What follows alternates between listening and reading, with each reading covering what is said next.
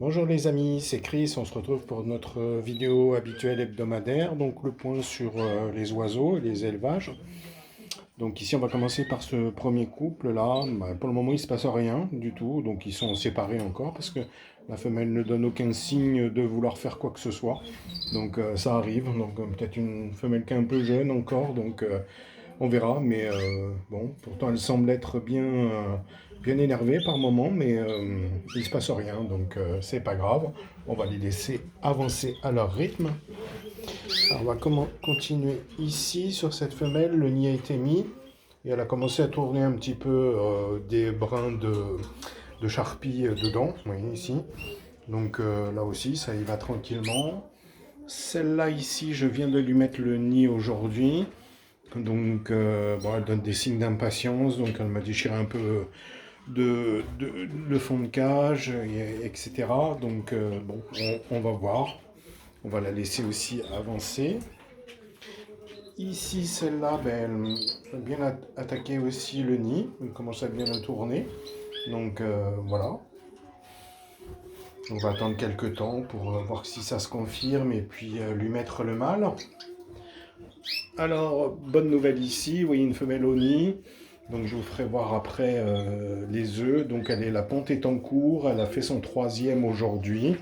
Donc le couple s'entend bien, le mâle donne déjà à manger. Donc elle est vraiment à 6-2 pour couver aujourd'hui à partir du troisième œuf. Voilà. Je passe en dessous, donc là ça bidouille un peu. Elle m'a déjà vidé complètement leur atelier de charpie, mais elle me l'a mis par terre. Elle n'a rien fait de particulier au niveau du nid, donc vous voyez, il n'y a vraiment rien de fait. Donc on va laisser. Voilà, on est tout encore dans la saison. Ici. Alors ici, oui, il y a deux nids, à l'intérieur et à l'extérieur. J'avais remarqué qu'elle mettait beaucoup de choses au fond, là-bas par terre. Au début, je pensais que c'est parce qu'elle bidouillait un peu. Vous voyez que elle est en train d'essayer de faire le nid, mais elle n'a pas l'air très douée celle-là. Donc on va lui apprendre et lui remettre un peu les brindilles euh, dedans, la charpie dedans, pour lui faire comprendre. Donc j'ai beaucoup de jeunes femelles, hein, donc toujours le risque aujourd'hui. Ici, le couple a été réuni, enfin ils se sont réunis tout seuls quand je n'ai changé les cages, enfin je nettoyais les cages hier. Le mâle que vous voyez ici a profité pour passer sous la séparation et rejoindre la femelle. Comme ça se passe bien, ben, je les ai laissés. Donc j'ai bougé le nid parce que là-bas elle faisait rien, donc je l'ai mis dans un endroit un peu plus tranquille, on va dire. Donc c'est des choses qui arrivent et qu'il faut bien entendu essayer d'observer, voir si la femelle adopte le nid ou pas. Hein, c'est comme en dessous. J'ai vu assez rapidement que le nid extérieur ne l'intéresse pas, enfin a priori, et que ça va plutôt se jouer là-bas. Voilà. Donc voilà, on continue ici. Donc là j'ai les mâles qui n'ont pas encore rejoint les femelles. Hein, donc celles qui sont encore seules, ils les rejoindront quand ça sera le moment. Voilà. Ici, on a les autres petits mâles. Alors, enfin, les anciens qui sont là, oui, c'est tous des mâles. Ils sont plus que 4, hein, mes anciens, là, et mes éclopés.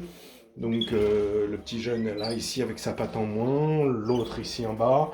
Donc, ben, ils sont plus que 4 parce que j'en ai deux mâles qui sont partis. Les deux derniers vendus cette saison.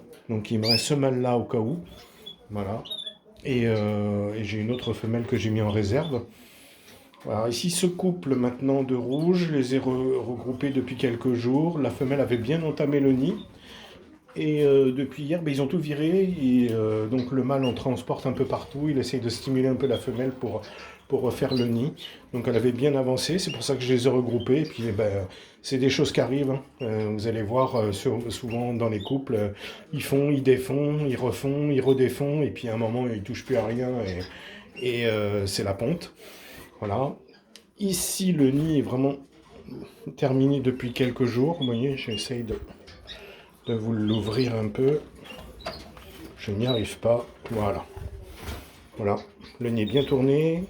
Elle y touche plus depuis une ou deux journées, je pense maintenant. Ouais, peut-être 2 jours. Donc je pense que la ponte ne devrait pas tarder.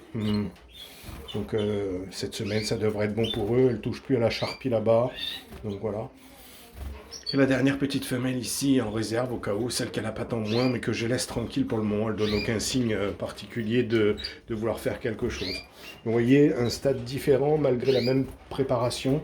Toujours ce que j'ai pu constater, moi des rouges plus précoces pour démarrer que les jaunes. Mais bon, c'est pas grave, on leur laisse faire à leur rythme.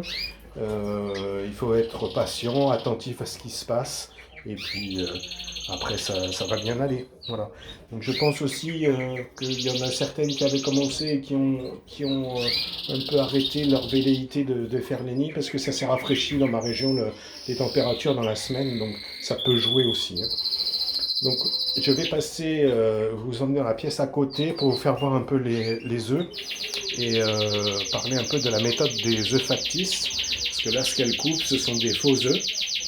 D'accord, que je remplace tous les jours quand l'œuf est pondu le matin, je le retire et je le mets à stocker. Je remplace par des œufs factices de façon à tous les remettre le même jour et favoriser des naissances en même temps pour optimiser les chances de survie des oiseaux, des oisillons. Mais enfin bon, c'est une méthode comme une autre. Il y a des gens qui laissent les oiseaux se débrouiller avec leurs œufs et ça marche tout aussi bien.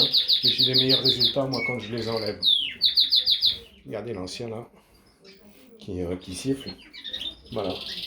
Donc voilà, on va continuer comme ça. Donc cette semaine en termes de régime alimentaire, toujours la même chose. 3 fois de pâté par semaine pour les femelles, 2 fois pour les mâles. On a fini la cure de vitamine E, on est passé à l'eau et on a attaqué une petite cure d'Omnivite dans les boissons qui va se terminer aujourd'hui et je vais réattaquer à l'eau et on va continuer le rythme comme ça. Aujourd'hui, ils ont eu des perles morbides. A priori, ils ont pas mal mangé, perles morbides, un peu d'endive. Voilà, au niveau du régime. Donc je vous reprends tout de suite, je vais passer à côté très rapidement pour vous faire voir les œufs. Donc voilà les œufs qui ont été pondus. Donc je vous fais voir, on les stocke sur un lit d'alpiste ou autre, pointe vers le bas, comme ça j'ai pas besoin de les retourner tous les jours. Vous pouvez le faire si vous êtes inquiet pour éviter que le jaune ne colle à la coquille. Et voilà donc les œufs factices, donc c'est des œufs, hein, des faux, voilà, que je mets dans le nid pour remplacer les anciens. Voilà. Et là je vous fais voir, je parle souvent des dosettes pour éviter de manipuler, de casser les œufs. Donc vous voyez, j'attrape l'œuf dans le nid avec ma dosette, les bords sont assez hauts, l'œuf ne peut pas m'échapper. Voilà.